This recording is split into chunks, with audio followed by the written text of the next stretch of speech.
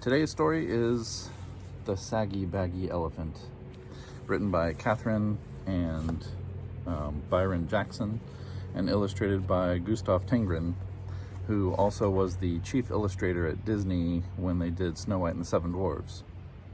He also illustrated the Pokey Little Puppy, which a lot of you are probably familiar with. So, Saggy Baggy Elephant. A happy little elephant was dancing through the jungle. He thought he was dancing beautifully. 1, 2, 3, kick. But whenever he went 1, 2, 3, his big feet pounded so that they shook the whole jungle. And whenever he went kick, he kicked over a tree or a bush.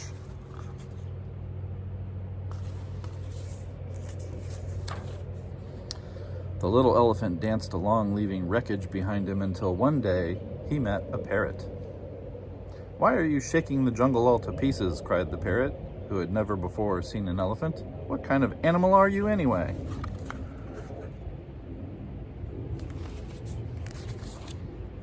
The little elephant said, "I don't know what kind of animal I am. I live all alone in the jungle. I dance and I kick, and I call myself Suki. It's a good sounding name, and it fits me, don't you think?" "Maybe," answered the parrot, "but if it does, it's the only thing that does fit you. Your ears are too big for you, and your nose is way too big for you, and your skin is much too big for you. It's baggy and saggy. You should call yourself Saggy Baggy." Suki sighed. His pants did look pretty wrinkled. "I'd be glad to improve myself," he said, "but I don't know how to go about it. What shall I do?" "I can't tell you. I never saw anything like you in all my life," replied the parrot.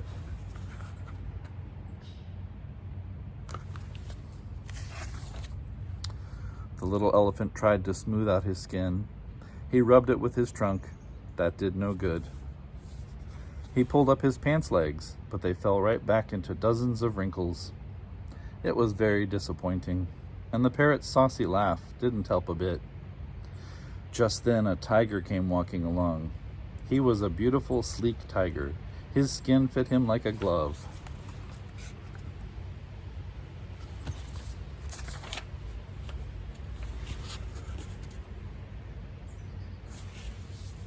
Suki rushed up to him and said, "Tiger, please tell me why your skin fits so well. The parrot says mine is all baggy and saggy, and I do want to make it fit me like yours fits you." The tiger didn't care a fig about Suki's troubles, but he did feel flattered and important, and he did feel just a little mite hungry. "My skin always did fit," said the tiger. "Maybe it's because I take a lot of exercise.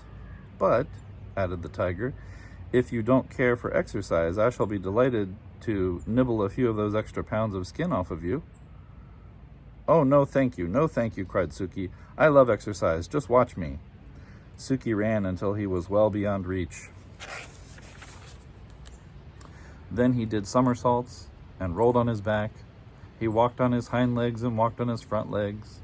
When Suki wandered down to the river to get a big drink of water, he met the parrot. The parrot laughed harder than ever. "I tried exercising," sighed the little elephant. "Now I don't know what to do." "Soak in the water the way the crocodile does," laughed the parrot. "Maybe your skin will shrink." So Suki tramped straight into the water.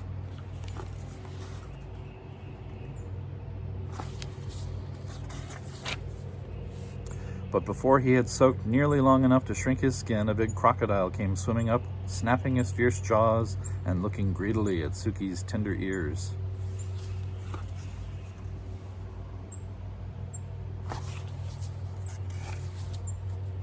The little elephant clambered up the bank and ran away, feeling very discouraged.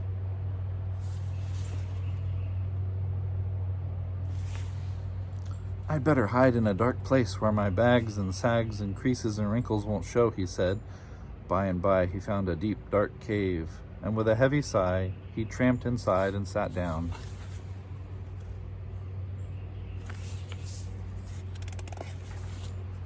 Suddenly he heard a fierce growling and grumbling and snarling. He peeped out of the cave and saw a lion padding down the path. "I'm hungry," roared the lion. "I haven't had a thing to eat today. Not a thing except a thin, bony antelope and a puny monkey, and a buffalo, but such a tough one, and 2 turtles, but you can't count turtles.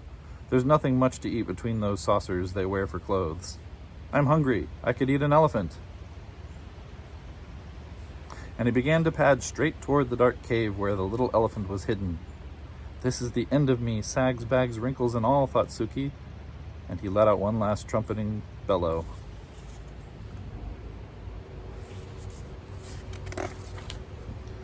Just as he did, the jungle was filled with a terrible crashing and an awful stomping. A whole herd of great, gray, wrinkled elephants came charging up, and the big, hungry lion jumped up in the air, turned around, and ran away as fast as he could go. Suki peeped out of the cave, and all the big elephants smiled at him.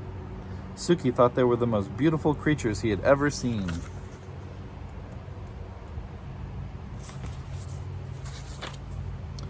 I wish I looked just like you, he said. You do, grinned the big elephants. You're a perfectly dandy little elephant. And that made Suki so happy that he began to dance 1, 2, 3, kick through the jungle, with all those big, brave, friendly elephants behind him. The saucy parrot watched them dance, but this time he didn't laugh, not even to himself.